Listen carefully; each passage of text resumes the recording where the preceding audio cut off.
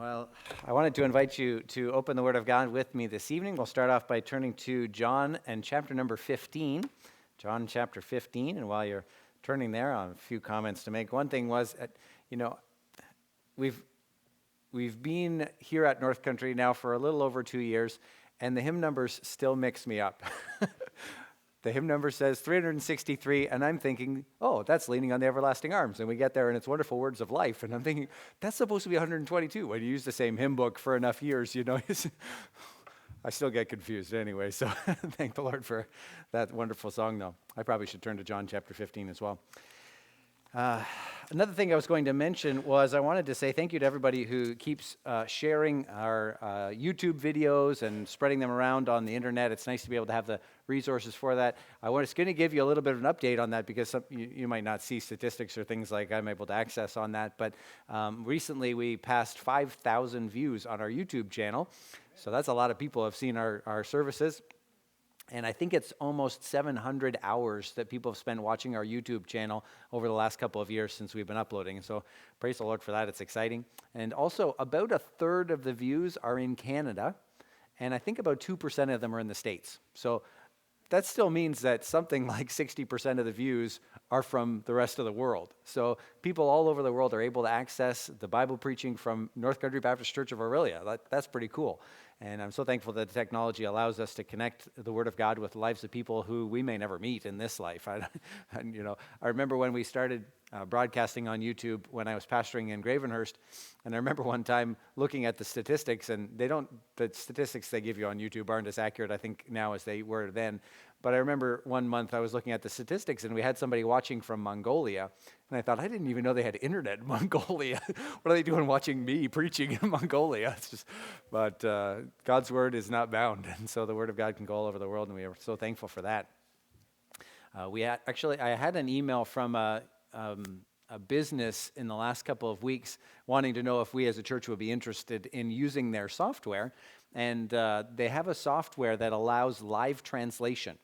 So I could be up here preaching, or pastor could be up here preaching, and the people in the audience could download the app onto their device, and it could live translate into up to 20 different languages with about a 1-second delay. And I thought, they can do that?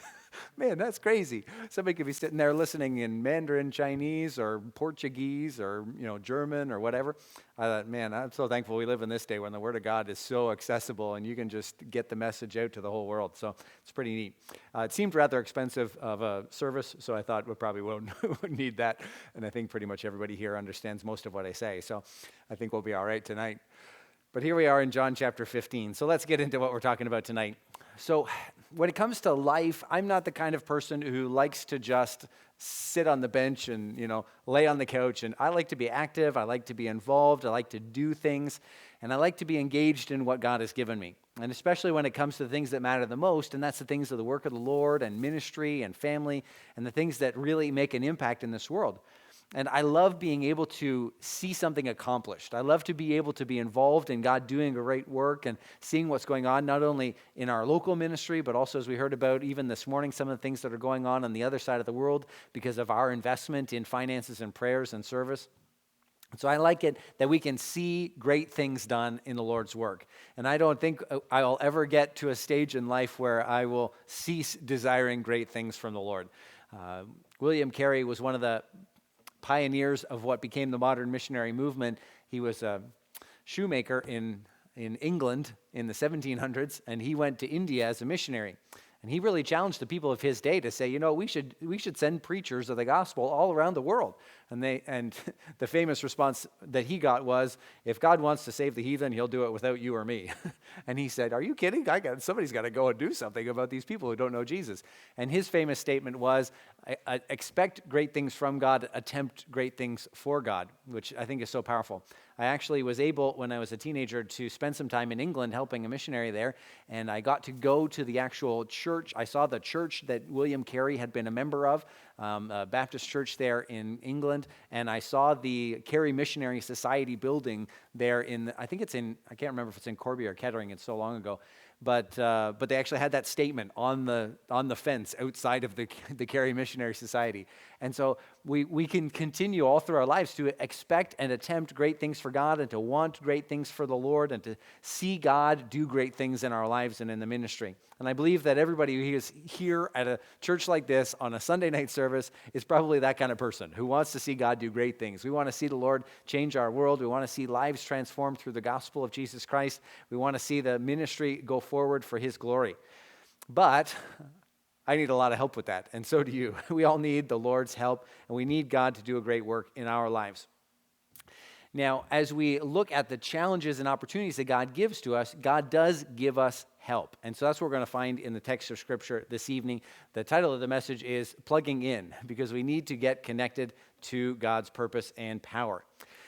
So I'll invite you to stand as we read from the Word of God together this evening, John chapter 15, and starting with verse number 1. John chapter 15 and verse number 1. The Bible says, I am the true vine, and my Father is the husbandman. Every branch in me that beareth not fruit, he taketh away, and every branch that beareth fruit, he purgeth it, that it may bring forth more fruit. Now ye are clean through the word which I have spoken unto you. Abide in me, and I in you. As the branch cannot bear fruit of itself, except it abide in the vine, no more can ye, except ye abide in me. I am the vine, ye are the branches. He that abideth in me, and I in him, the same bringeth forth much fruit. For without me ye can do nothing. If a man abide not in me, he is cast forth as a branch and is withered, and men gather them and cast them into the fire, and they are burned. If ye abide in me, and my words abide in you, ye shall ask what ye will, and it shall be done unto you. Herein is my Father glorified, that ye bear much fruit. So shall ye be my disciples. All right, let's pray. Heavenly Father, I need your help and I need your guidance as we open your word tonight. Lord, the task at hand of bringing a message from this sacred text is so powerful and so needed. And I pray that our lives will be helped and instructed, Lord, that you would anoint and direct, and that each of us would hear from you in a special way. We pray your blessing in Jesus' name. Amen. All right, thank you. You may be seated. Now, when it comes to preaching a message, there's so much oftentimes that goes into thinking through what God has for us and looking at the truths that we need and how that God can reveal and shine light into our hearts and minds and give clarity. And sometimes one of the things that I feel like I want to get better at is having really good illustrations to help illustrate the truth and to shed light on the scriptural principles that we are studying. And sometimes God just gives the perfect illustration, and sometimes in ways that I really didn't expect. And I'm kind of chuckling because tonight God gave us a really fantastic illustration without me planning it. In fact, in spite of me planning, because I have a really good illustration for how much help we need, right? And that is because I need help. I am so incapable and so dysfunctional at times that in the midst of all of my planning and preparation for this message, I forgot to do something. And I have an object lesson that we're going to look at tonight, and it's in my office. So as an illustration of how much we need help, I'm going to pop over to my office and grab my object lesson for the sermon tonight, and all of you can sit here and laugh at me. Okay, I'll be right back. Excellent. That's very helpful. Thank you. The nice thing is I can still talk to you while I'm going this direction. Just have to grab it from my desk here. Okay. It doesn't look very exciting at the moment, but I have this LED light here because the theme you can see on the screen is plugging in. And what we're talking about here in this text of Scripture is how much we need the Lord to help us and to empower what He wants to do in our lives. Because we see here that Jesus is talking about the necessity for power and influence to flow through our lives. He says, I am the true vine. And in verse 2, he talks about that we are the branches, okay? And so what we find is that God has a power and ability to flow through our lives as channels of His ability to create fruit through our lives. Now, we're going to talk about plugging in. There's 4 points this evening. The first one is powerless. Now, this LED light is useless in its current state. I mean, maybe you could use it for something, but it's currently very ineffective. It's not producing any light at this moment. And it is useless, it's pretty pointless, and it's extremely ineffective. And so also are our lives, except we are powered up by a spiritual power outside of ourselves that we cannot produce. Without the power that God can give in life, our lives also are useless, pointless, and ineffective. And that's why so many people in our world today go through life struggling, discouraged, heartless, aimless, hopeless, and frustrated. People who don't know the Lord, people who don't have the power of God working in their lives to enable them, to direct them, to give them purpose and meaning, to give them fulfillment and satisfaction through His work in their lives. Our world is full of people who are going from day to day, constantly asking themselves, what is this even all? What's the point of all this? Like, why am I doing what I'm doing? Why am I going where I'm going? I was talking to somebody just this week, and that was sort of his question. What am I doing with my life? Like, what's the point of it all? I just, I do that. And he said to me, I work 7 days a week. And it's like, he gets up and he goes to work and he comes home and he goes to bed and he gets up and he goes to work and he comes home and he goes to bed. And it's like, what's the point of it all? Well, the point of it all is that God has a purpose and calling for our lives. He didn't create us just to go through the motions of life in our own power and our own natural strength and abilities, but rather He has given us a purpose to where we are to be connected to Him. We were created to be relational beings. And we understand that because we're relational with each other, but fundamentally our primary function was to be relating to Him and having a relationship with the Lord. And that's what we see with Adam and Eve in the garden. God Himself would come and walk in the garden with them and communicate with them and fellowship with them. And that was what they were created for, was to enjoy the relationship that they could have with Him. And if you will, to be plugged into that relationship and to be connected to the power that was available through that relationship with the Lord. And so whenever people are going through life without that connection to the Lord, not being connected and plugged into that relationship of power and possibility, there's just this emptiness in life. And people try to numb the pain and they try to distract themselves with all kinds of entertainments and activities and relationships. And people are just trying to figure out what's missing. And what's missing really is that connection to the power of God.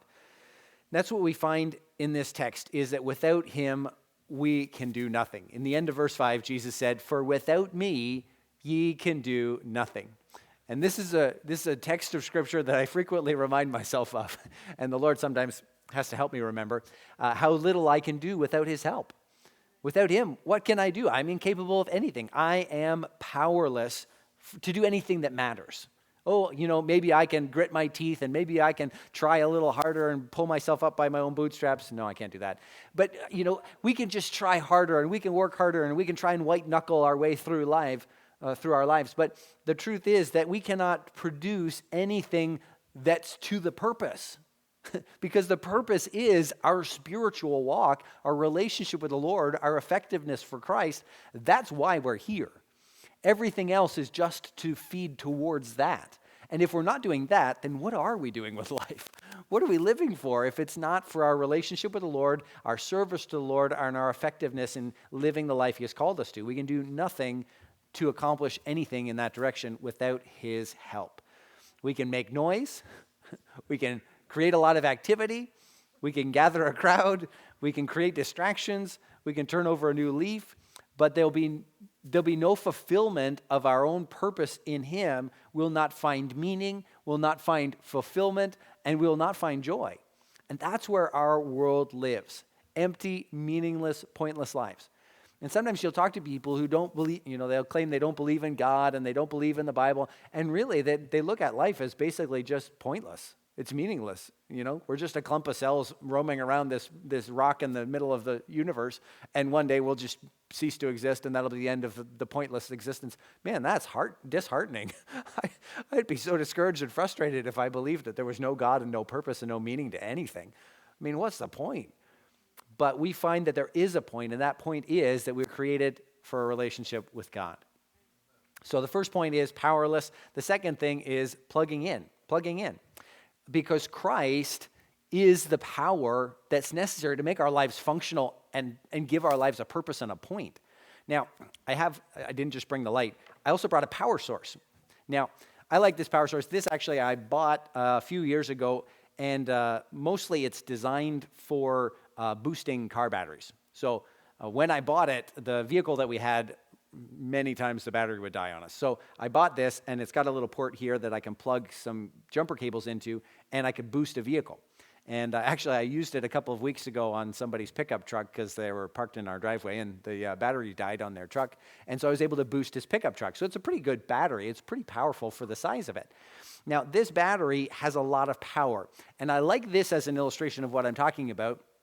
Not that it's a perfect illustration, but I like it in that it's an independent power source.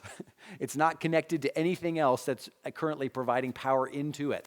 And in a similar sense, but certainly a more infinite sense, Christ is an independent source of power that's not dependent on anybody else.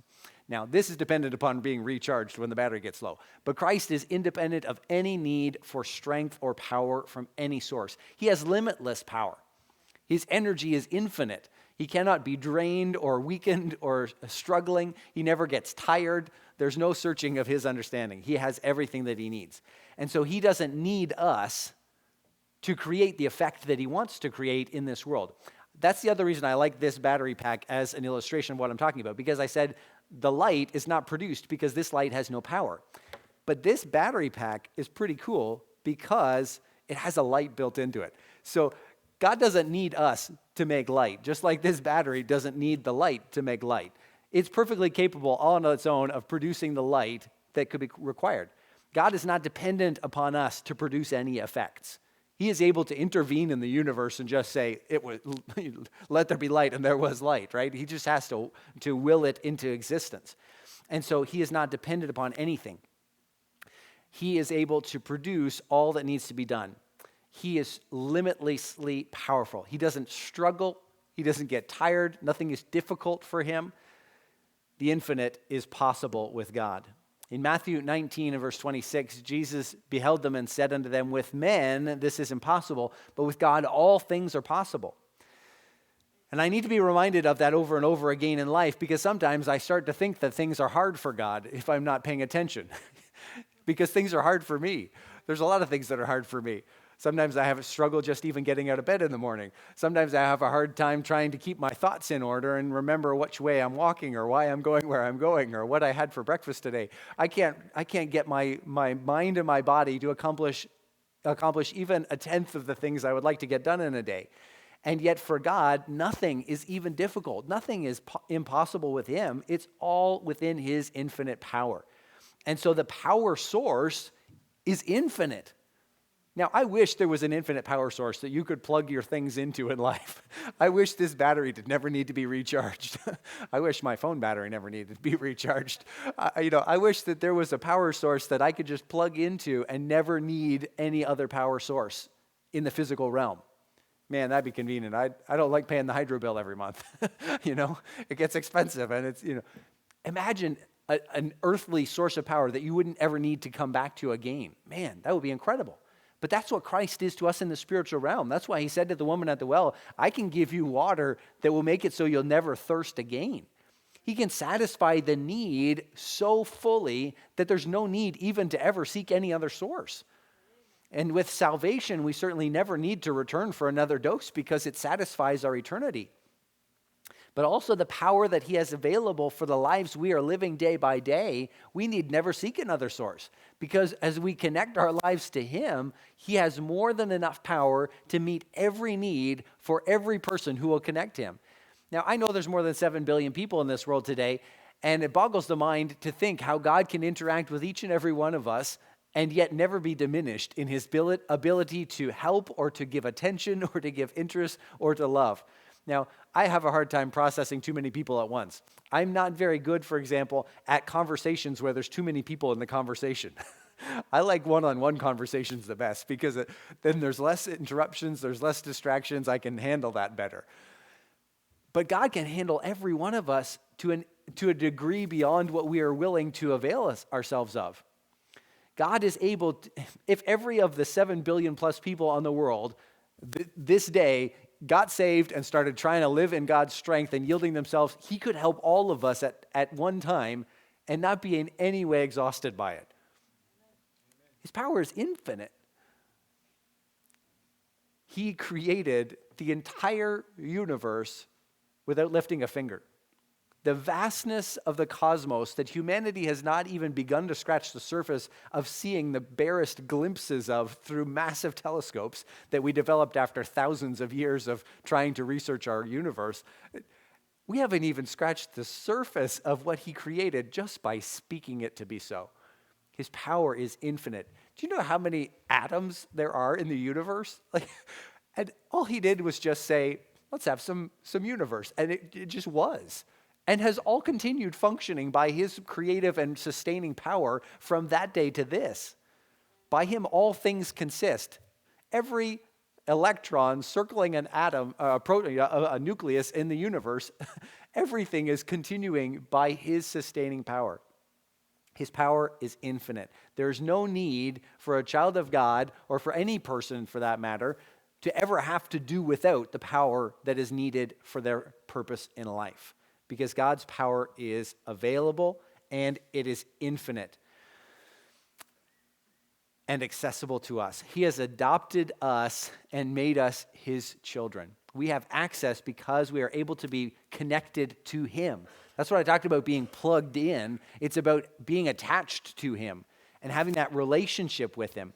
We can be connected to him, and just like if I take this LED and plug it into the battery, there's a potential there for it to fulfill its greatest purpose when it's connected. If it's not connected, this thing is essentially useless. What's the point? I might as well throw it out and get rid of it. There's no point. But when it's connected to the power source, then something can happen. And we as God's children are connected to the power source in a powerful, personal, and permanent way.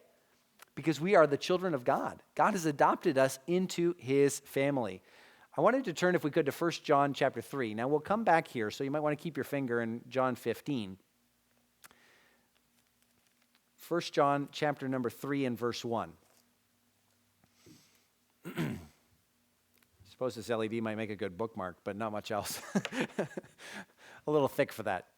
But here in 1 John chapter 3, we're going to look at the first two verses there and see the relationship that we get to have with this infinitely powerful God. 1 John 3:1, behold, what manner of love the Father hath bestowed upon us, that we should be called the sons of God. Therefore the world knoweth us not, because it knew him not. Beloved, now are we the sons of God, and it doth not yet appear what we shall be.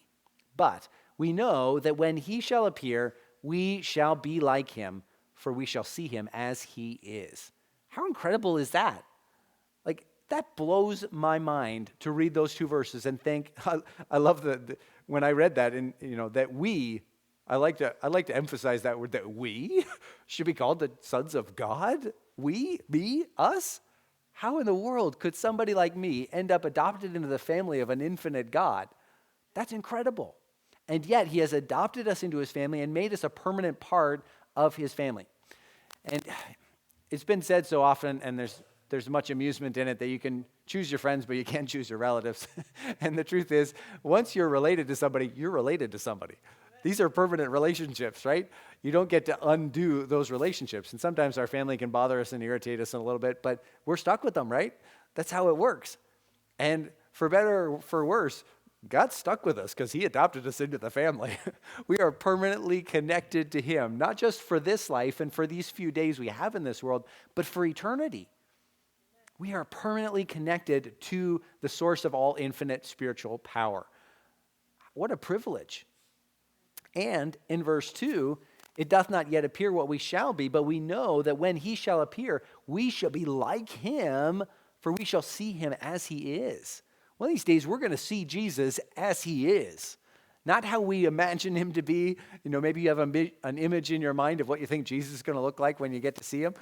We have this idea sometimes of what he's going to look like, maybe based on our understanding or the way that we look at things. But we shall see him as he is, in his glory, in his resurrected power, in his triumphant, victorious position of strength and wisdom and might. What a glorious thing that'll be. But also, it says we shall be like him. Now, we're not going to be gods or anything, but we do receive something of his characteristics as we build our relationship with him, and certainly to a much greater extent when we lay aside this frail, sinful, sin-cursed flesh and meet with him in a new body, in a spiritual body, in that heavenly place. And so we shall be made like him. I also like 2 Peter 1 and verse 4, it says, whereby are given unto us exceeding great and precious promises, that by these ye might be partakers of the divine nature, having escaped the corruption that is in the world through lust. So by the promises of God, through the word of God, we find that we are able to partake of the divine nature, and that God, when he brings us into his family, he doesn't just adopt us in a philosophical sense. You are a part of the family. No, he literally takes us into his own family, and when we are born again, we are born into a new spiritual nature, and God changes us on the inside into something we never could have achieved on our own. And so the power of that transformation that God works in us is what I'm talking about when I talk about being plugged into a relationship with our Lord Jesus Christ. And so that's the power of being born again. We are connected then to the infinite, loving, beautiful, perfect, holy God who created all things. Powerful. And so we've seen the powerlessness that we have in our own nature. We've seen the plugging in and the connecting to the infinite power source of our Lord Jesus Christ. But we can have problems. Now, I told you this is a battery pack, and I showed you that it had power. You remember seeing the light? It has power, right? Watch this. This is a light. What happened? Do you see light? No. Shouldn't it have light? It's a power, and it's a light. Shouldn't it have light? Well, there's a problem. There's a problem between the power that is in the battery getting to the light that is in the light. Now, there's no switch on this light. It just, power goes straight through it and into the light. But what we find is that it's kind of like what can happen in a car system. Sometimes the car won't start because the power isn't getting from the battery to the engine, right? And sometimes what will happen is if your car's not starting and try and boost it and it's not working, sometimes what you need to do is you need to clean the terminals, right? Maybe some of you have had to do that at times where you have to clean the terminals because there's some corrosion builds up between the connections and the power doesn't get through. And so it just needs to be cleaned and reconnected, and that then the power can flow through. And so what's happening in this device at the moment is there's a disconnection between the power and the output, right? And so there needs to be a reconnection that goes on between the points, right? So what we're going to find in John chapter 15, where we started, is that God does want to do a work in us as well. And that is what we might call purging. We see that here in these verses. Let's read again verse 2. Every branch in me that beareth not fruit, he taketh away, and every branch that beareth fruit, he purgeth it, that it may bring forth more fruit. Now, just because we're connected doesn't mean we're effective. And that's what I'm trying to illustrate here. This light is connected to the battery pack, but it's not effective. And just because I'm saved and connected to the Lord Jesus Christ doesn't mean my life is being effective. Doesn't mean that the power is flowing through my life the way that it should to bring glory to the Lord and the gospel to the world. And so what we need at times is a purging in our relationship with the Lord to make sure that the connection is strong. Purging maximizes our impact and effectiveness. You see that there in verse number 2. He says, every branch that beareth fruit, he purgeth it, that it may bring forth more fruit. And so the idea is that there's something that is hindering an increase in production of fruit in this vine. And so purging can happen in a variety of ways. I'm not an expert on botany or any of those things. I have some interest in that. I remember I got a book from the library several times on trees and pruning and those sorts of things. And so I do have some small knowledge of that. Probably some of you know a lot more about growing things than I do. But I do know that sometimes that purging is very painful for the tree. Sometimes you're cutting things off. Sometimes it's drastic.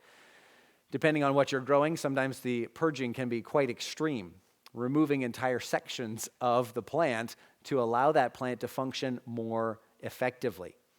If the power flow is interrupted or obstructed or misdirected and diverted to another part, it can impede the effectiveness. So we don't want to just be attached to the Lord, as wonderful as that is for our eternity and for our present existence. We also want to be effective. And that's what I talked about at the beginning.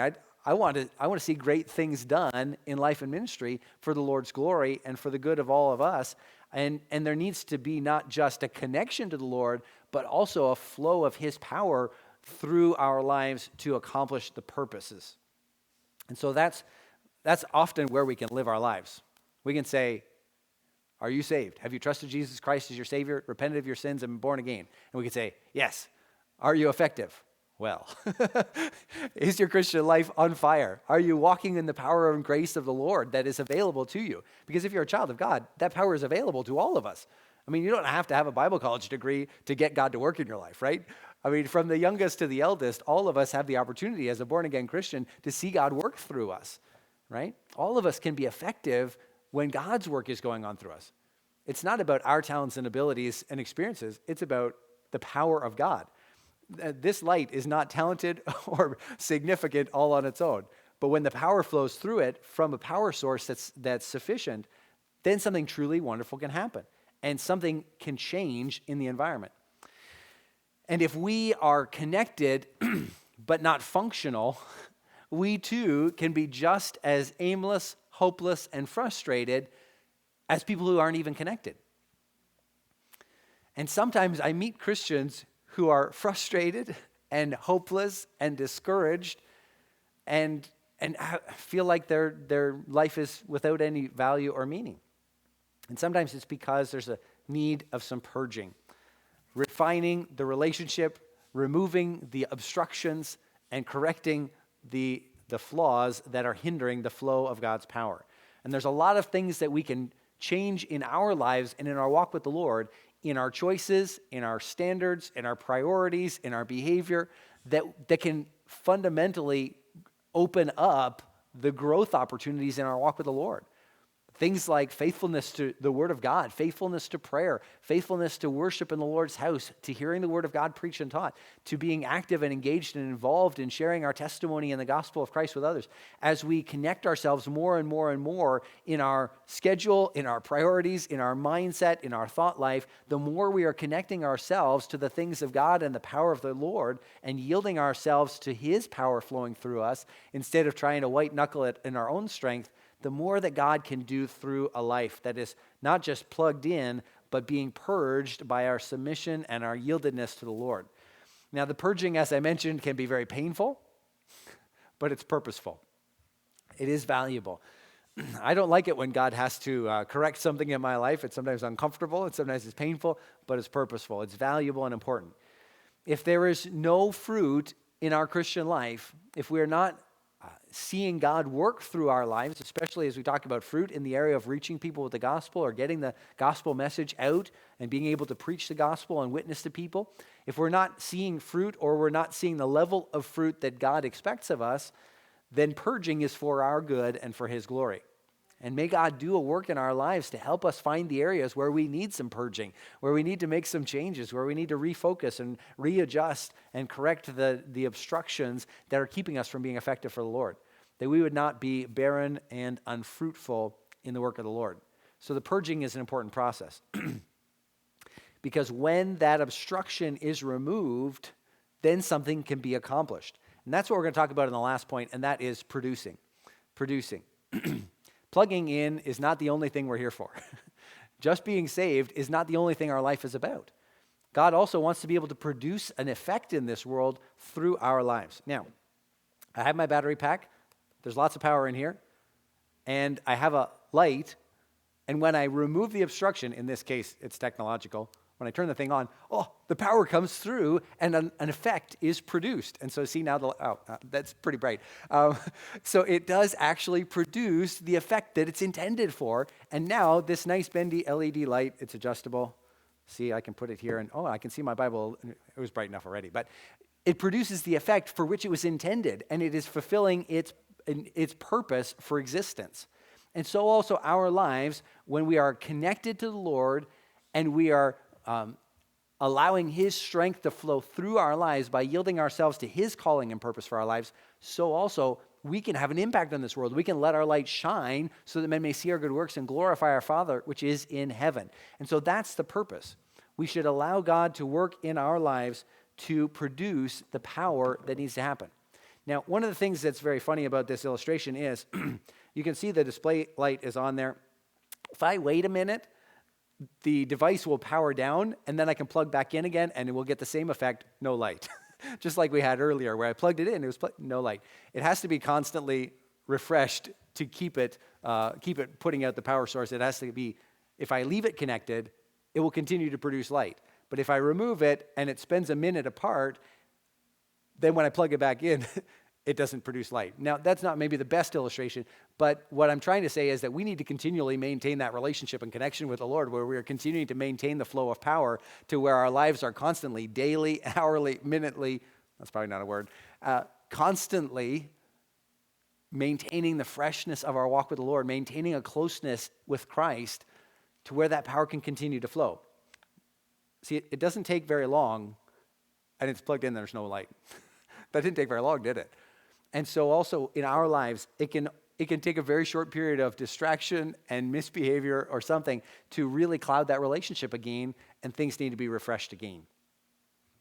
It's not hard to refresh. See, I just push a button and it refreshes. Now, when it comes to refreshing with the Lord, sometimes it's a little uncomfortable because we have to do some repenting, we have to do some confessing, we have to make some adjustments. But the Lord is always ready to refresh the relationship with us. When we need that renewal of his influence in our lives, we can come to him with a repentant heart, confess our sins. He is faithful and just to forgive us and to cleanse us from all unrighteousness.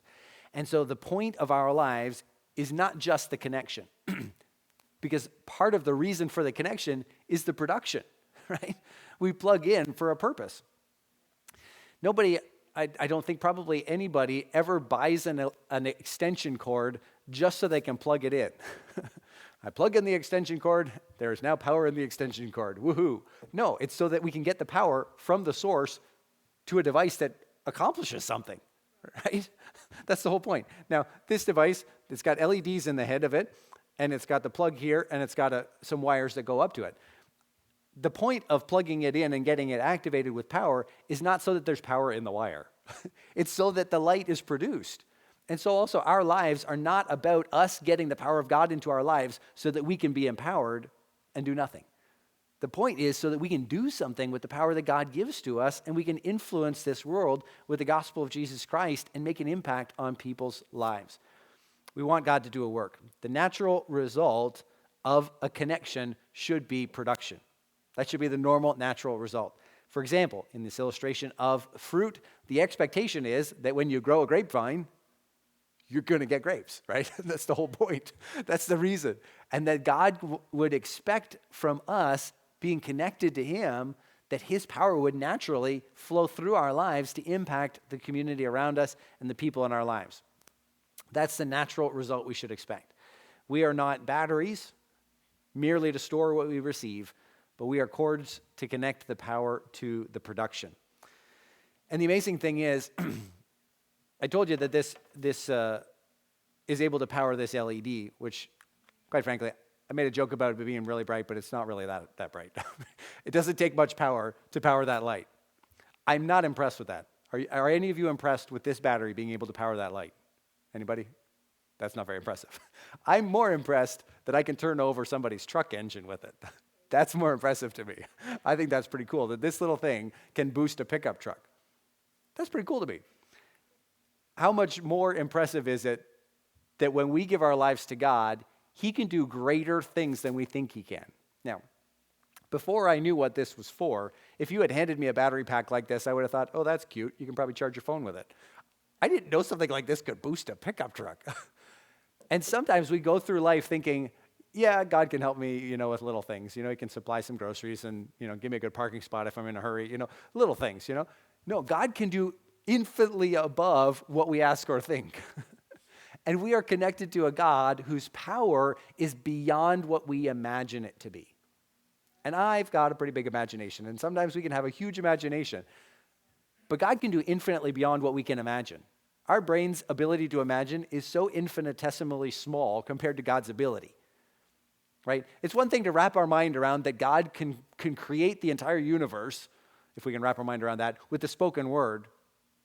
But God could just as easily have created a universe within every molecule of the universe that he did create. It wouldn't have been any harder for him. I mean, nothing is outside of the scope of his power.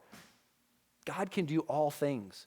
And we sometimes get so caught up with the distractions of, we can have a little bit of power. But I want to live a life where God's power is hindered as little as possible by my lack of faith and my inability. We won't turn there, but the power that Christ can give to bear fruit in our lives is so strong. In Acts, we find, of course, in Acts chapter 2, that Peter preached on the day of Pentecost, and we find that 3,000 people trusted Christ as Savior, were baptized, and added to the church. And in chapter 3, Peter and John go to the temple, and the lame man is healed, and then they preach, and 5,000 more people got saved. Now, I don't know how long of a time frame it was between chapter 2 and chapter 3, but it probably wasn't a big window of time. And all of a sudden, you've got 8,000 people trusting Christ as Savior after a message preached by a couple of guys who not that long before that were running and hiding from the soldiers. I mean, these guys didn't have a stellar, credible reputation that much long before. And here they are preaching, and thousands of people are getting saved. Is God any less powerful in 2022 than he was 2,000 years ago? God is not limited. God can still do a work. We heard just this morning about dozens of children being saved over in Cambodia this week. God is able to do that. And you could say, well, that's Cambodia, or that was Israel 2,000 years ago. Those people knew who God was. It's hard in Canada today. And I know that it does make a difference what field you put the seed in. Okay, I know that parable, right? Sometimes the seed falls on stony ground. I understand that. But God is still at work, and God is still active, and people are still looking for hope. These disciples lived in a culture and preached to a culture that had never even heard the word Christian. I mean, it hadn't even been invented yet. Talk about preaching to a crowd that doesn't know what you're talking about. They'd never even heard of Christians. They lived in a culture that had zero New Testament. They had no context of it, none. They lived in a culture where on the day of Pentecost, they preached and 3,000 people got saved and baptized and added to the church. Those 3,000 people had never met a Christian before in their entire life. They'd never been to a church service, ever. They'd never even heard of a church service. What is that? They had no frame of reference for any of this, and yet when the power of God was working through those disciples and the Spirit of God was active and enabled, people were saying, I never even heard of this, but I want it. Get me in on this. These are not people who had been hearing the gospel year after year after year after year from their relatives or soul winners that knew them, that kept witnessing to them over and over and over again, like sometimes we do. Sometimes people got to hear the gospel a bunch of times before they're ready to accept it. These people heard it the first time and said, I'm in. God can work in our day as well. If God can do it then, why not today? As we connect ourselves to the power of God, there is not a Christian who is hearing this message who cannot be used of God to see huge things done. Things that we don't think are possible. But it's not impossible with God. We need to continue to believe in God's infinite power. He is able to do anything. And I want to be a part of that. I want all the purging necessary to happen in my life so that God can work in my life to use me to see fruit brought forth, to see souls saved, to see the gospel proclaimed, to see lives changed by the power of the Word of God. As we connect ourselves to Him, and as we keep that connection close and clean, God can produce something in us. Not that we're producing anything, but that it's His strength flowing through our lives. May we be a conduit for the strength and grace of the Lord. Let's bow for a word of prayer. And as we bow our hearts and our heads before the Lord this evening, maybe you're here tonight and you say, Pastor Gibbesh, that's what I want. I need a stronger, closer connection with the Lord, not just for my own enjoyment, though certainly that's real, but also so that I can be more effective in proclaiming the message of Christ and bringing the gospel to the lost. If you're here like that this evening, you'd like me to pray for you that God would enable you, especially in the area of witness. Would you lift your hand tonight? I promise I'll pray for you. Is there anybody like that who needs God's enabling? Amen. Amen. I know I need it as well. Amen. All right, let's close with a word of prayer. Father, thank you again for the grace and power that you give to us. Lord, that you've made your strength available to work through feeble people like us who have nothing to offer you. But as we yield ourselves to you tonight, I pray that you would empower our lives, empower our testimony, empower the opportunities that you can give to us to continue to proclaim Jesus Christ, to lift up the love of our Savior and the grace of our God to a world that is hopeless, aimless, and frustrated and discouraged and looking for some answer to why they're even here. Lord, may your grace work in us, and may the testimony that we are able to give by your strength even this week lead to those who are hungry for truth, finding the answer to their need and believing in Jesus Christ. Lord, I pray for each one who responded with a raised hand tonight. Lord, I pray that you'd put a special anointing upon our lives. Lord, help us to see where the purging needs to happen. There can be many different things, but Lord, your Spirit can touch on each life in a special way to show us where we need to open up those relationships again with you. And I pray that as we yield ourselves, that you be glorified through it all. We ask for your blessing in Jesus' name. Amen.